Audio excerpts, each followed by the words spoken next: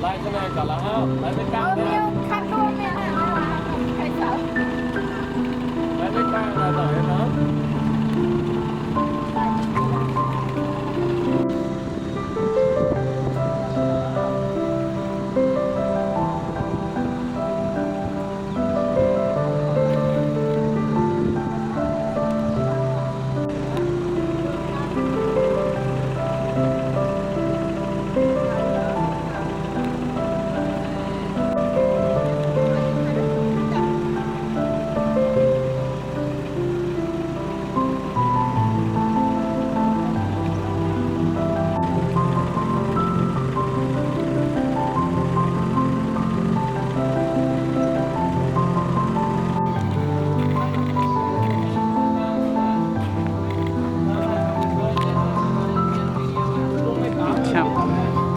สิ่งนะ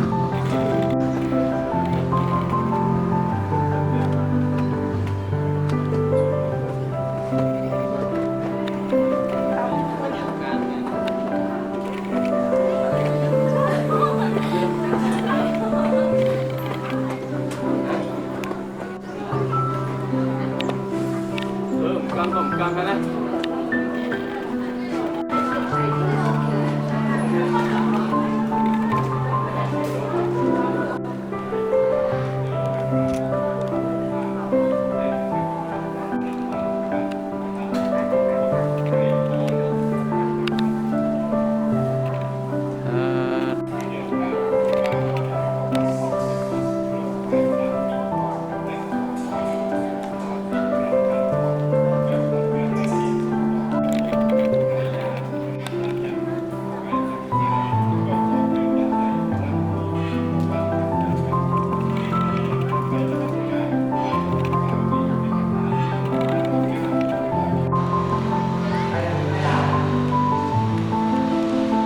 1 2 3ไปมาได้แล้ว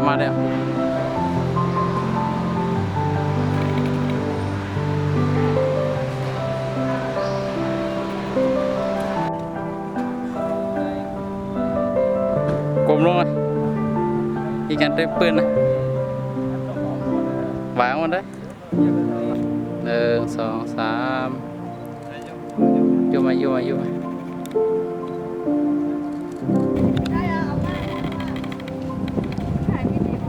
ไปผ่านกันถ่ายวิดีโอกันถ่ายวิดีโอถ่ายแค่ว่าง่ายเก็บไปพวกไอ้ว่า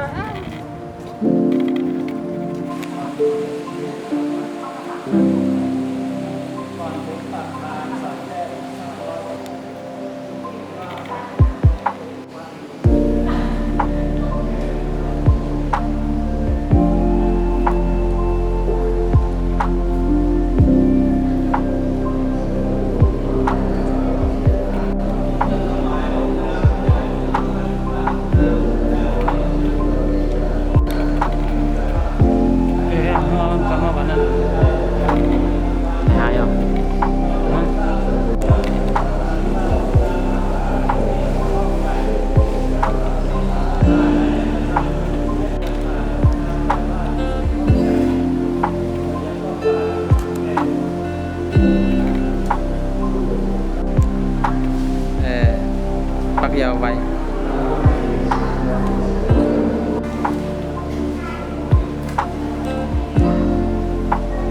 สาธุ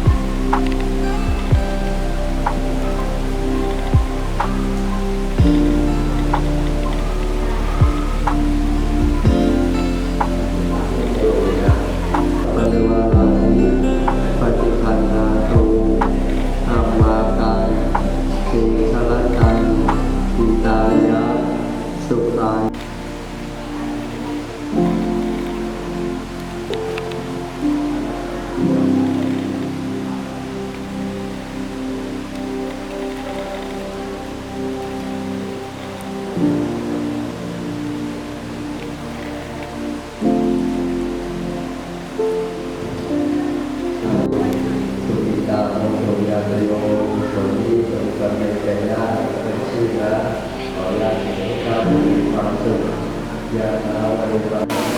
พิพิธภัณฑ์เนาะมาค่ะ กาวไปวันที่ต้นสุด ก็มีงานแบบนี้อย่างเดียวมันนะ อย่างก็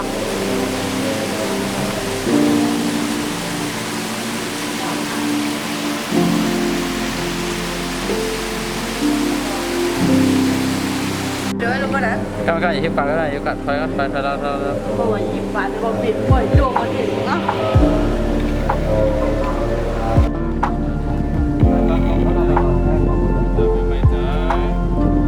con mua là sao quay cái này nè bữa một con ถ่ายหมดตัดเลยพอชอบกันเลย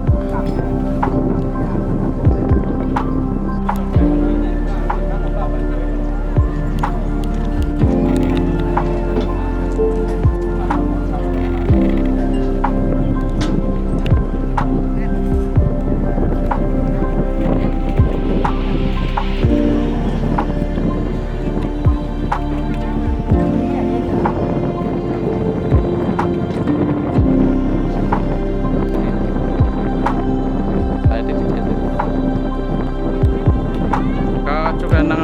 เดือดนั่งเดือด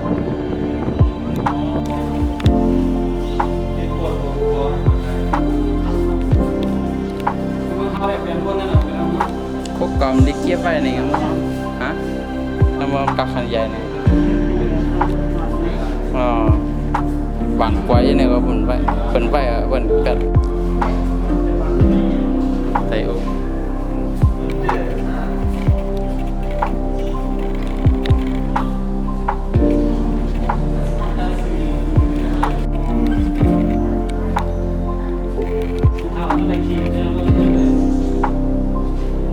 เขาต้องได้ขี่มั้งอันนี้เป็นล้อนั่นอยู่ปันเป็นกลางอยู่กาโบกา